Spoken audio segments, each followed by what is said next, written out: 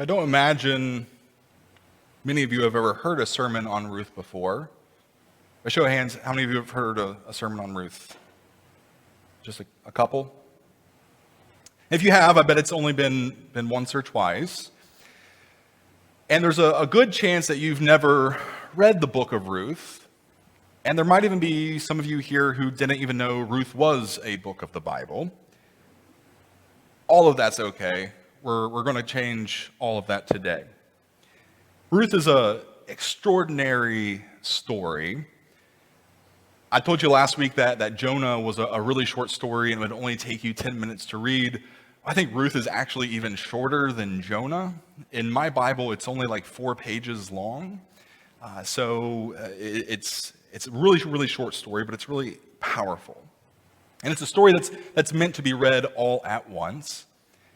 Now today, we're not going to read all of it. As you heard, we just had the first 18 verses of the first chapter read. I really wish we could read all of it together because there's just so much to talk about. But instead of telling you the whole story like we did last week with Jonah, today I'm going to focus just on this first chapter. And I'm going to invite you to read the other 3 chapters later today or later this week. Now you might be thinking, yeah, Paul, you always tell us to go ahead and read the rest of the story. But what's so special about Ruth? Well, I'll tell you. I'm going to give you 3 reasons why, as soon as you leave here today, you should immediately read the book of Ruth. So first, it's named after a woman. Does anyone know the only other book of the Bible that's named after a woman?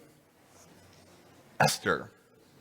Right? So the fact that there's only 2 books in the entire Bible that are named after women, and Ruth's one of them, it makes this story special.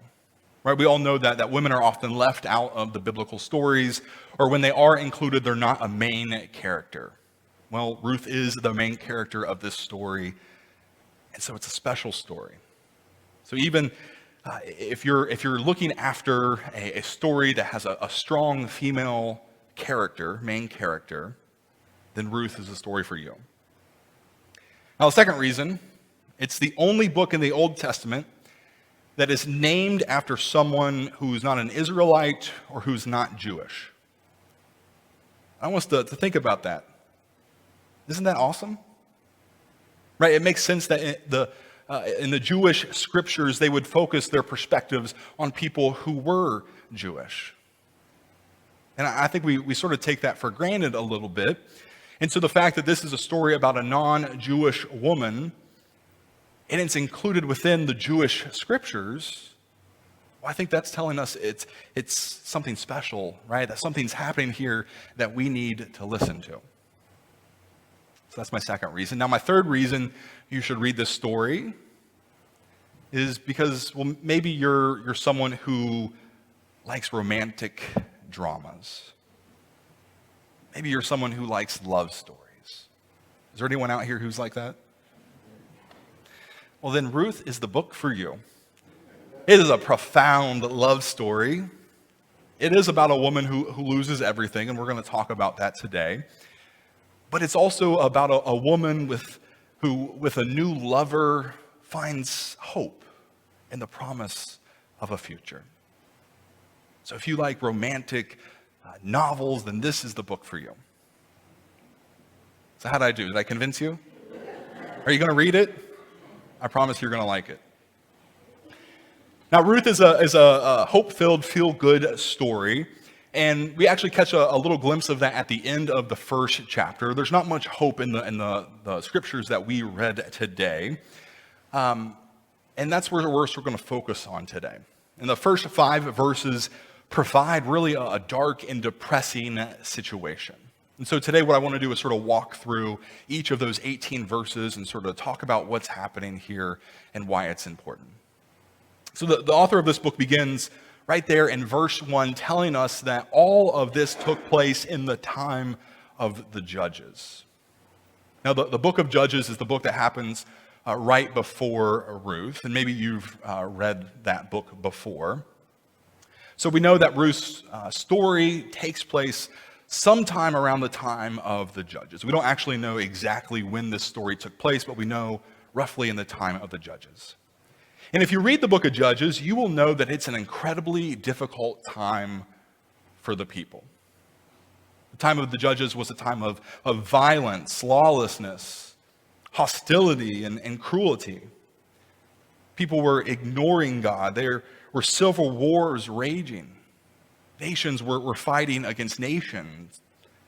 And there was a stark opposition to foreigners and those who were considered outsiders. And so the historical context that the author gives us here right at the beginning in the first verse is important for how we see the rest of the story. It sets the scene, it sets the drama, and it gives us a little insight into why Ruth's story is so important. Now, to make matters worse, also in verse 1, we hear that there's a famine in the land of Bethlehem. And this is actually ironic because when we translate the word Bethlehem, it means house of bread. The land of Bethlehem was known for being fertile land where you could grow almost anything. So for a famine to hit Bethlehem, the house of bread, you know that it's just a really bad situation.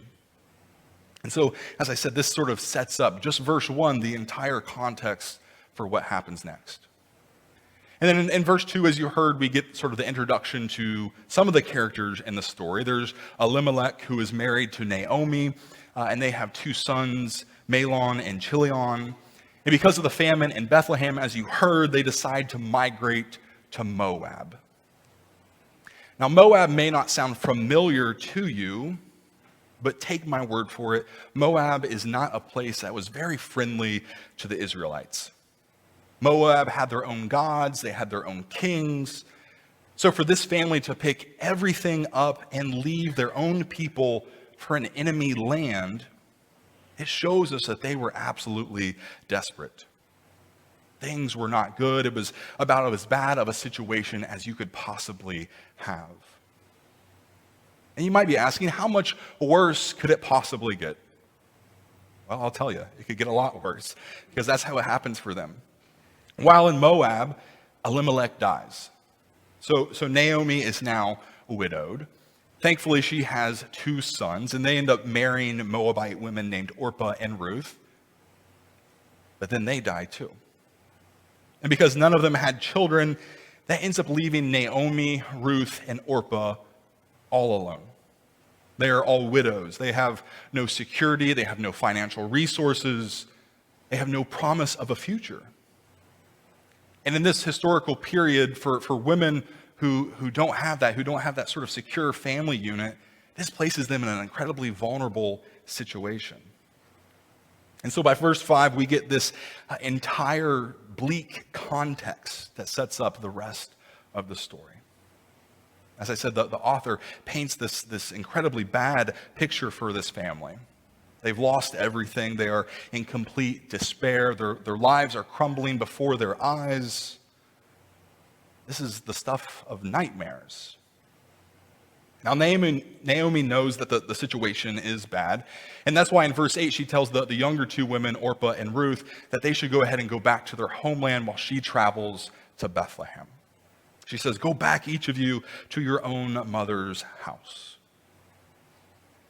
Now, when we first read this, we may think that Naomi is sort of just shooing them away. It kind of sounds a little cold when we read it. She is going back to Bethlehem, and she tells them, "I don't want you to come with me." But it's not cold. It's not because she doesn't like Orpah and Ruth or that she doesn't care for them. Rather, this is actually her showing care and concern for them. They are Moabites. It makes sense for them to stay in Moab. They'll be with their own people, and because they are still young, they still have the opportunity to marry and have kids. And so if they end up following her, she is going back to nothing. She doesn't even know what she will find there, and she doesn't even know if her own people will accept her back. Remember, she fled to enemy land, right? So for all she knows, if she goes back to Bethlehem, they could reject her and make her life even more miserable. So she says, I'm not worth the risk. You're better off without me. Now, this is a tough decision for all the women, and that's why the author explains that they're all weeping together. They're crying. For years, they have been together. They've been through so much already. But now they know that when they part ways, they're never going to see each other again. So this is an emotional scene. Now, Orpah listens to Naomi, and she leaves to go find her people. But Ruth, she has different plans. And in fact, in verse 14, we're told that Ruth clings to Naomi. And then starting in verse 16, we get this really powerful sort of saying from Ruth about her love and affection for Naomi. I'm going to read it here in just a second, but you may be familiar with these lines. These are sometimes used as vows at weddings. As I said, it's an absolute beautiful depiction of love and devotion to someone else. Here, not necessarily in the romantic sense because it's her mother-in-law, but it's still love and devotion as a sort of form of care and concern for someone else. So starting in verse 16, Ruth says to Naomi, "Do not press me to leave you or to turn back from following you. Where you go, I will go. Where you lodge, I will lodge. Your people shall be my people, and your God will be my God. Where you die, I will die. There I will be buried. May the Lord do thus and so to me, and more as well, if even death separates me from you." So let's pause here. Do you all sort of feel the emotion behind what it is that she's saying? I hope you do. We're supposed to see this as an incredibly emotional scene. This is a passionate, filled scene between Ruth and Naomi. And it amazes me how in this bleak situation, Ruth professes such a deep and profound love for Naomi. As we said, Ruth had every single right to leave Naomi like Orpah did and go back to her own people. But she doesn't. She wants to care for Naomi, to help her and be with her, even as they go down an unknown path filled with all sorts of uncertainties and no guarantees for what the future will bring. This is sacrificial love at its absolute finest. Ruth is a widow and an outsider. She is a foreigner to the people of Israel, and she is ethnically part of a people who the Israelites have hated for some time. So the easier, less dangerous path for her is to stay. It's better for her to stay in Moab. It's better for her to leave Naomi. And no one would blame her if she did. But Ruth decides to join Naomi and travel back to Bethlehem. And by doing so, she gives up her own security and safety so that she can remain with Naomi. Right, so here in this first chapter, Ruth's loving kindness and compassion for Naomi is what we're all supposed to see. Ruth is a model example for what it means to live a life of faith. And for me, that's why Ruth's story is needed in this particular moment, right, in the time of Judges that I talked about at the beginning. When cruelty and violence and hatred were running rampant, Ruth's expression of love, her care, her concern, her love for someone else, her sacrificial love, all of this is what makes Ruth so important. In a world full of violence, she shows that there's another way. And I think that's what her story, what her life teaches us now. Right? It's as relevant now as it was even in the time of Judges. Right? I know each of us sees the hostility in the world, the hatred, the fracturing of our communities.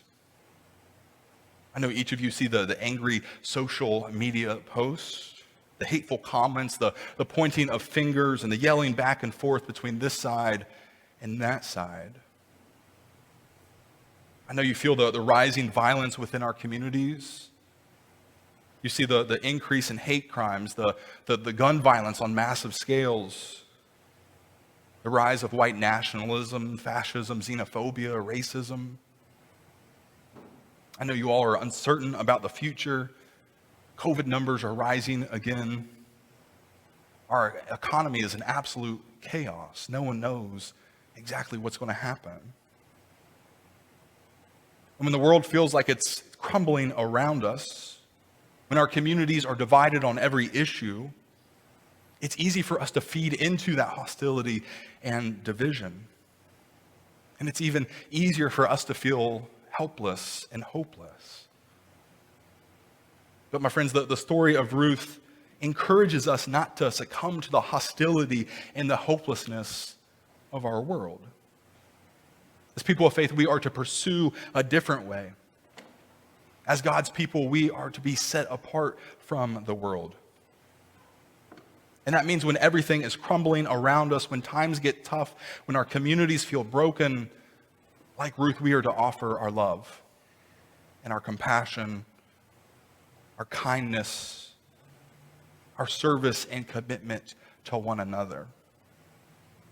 Ruth reminds us that to be set apart means that we are set apart by our actions and how we care for one another, how we look towards the well-being of others. That's what it means to be people of faith. That's what it means to be devoted to God. That's what it means to be set apart and called by God. And don't we need more Ruths in our world? Right? Don't we need more people who are committed to loving others, even when it's not always easy or convenient? I say yes, absolutely, we do. We need more Ruth. And yet what I hope we really see today and throughout this month as we've been exploring all of these unlikely people, I hope we see that God calls ordinary people. People like Ruth, like Hagar, like Jonah, and next week like David. I hope we see that God calls ordinary people to make a difference. God calls them to respond to the needs of our world. But most of all, just as the world needed Ruth, friends, I hope you see that the world also needs you and me. Right? Our world needs David and Kay and Merla, Larry, Deb and Steve, Judy, Ruth, Holly. Our world needs all of us. Just as God called Ruth, God calls you and me to be the difference that our world needs. And so, my friends, may we faithfully answer God's call. Amen.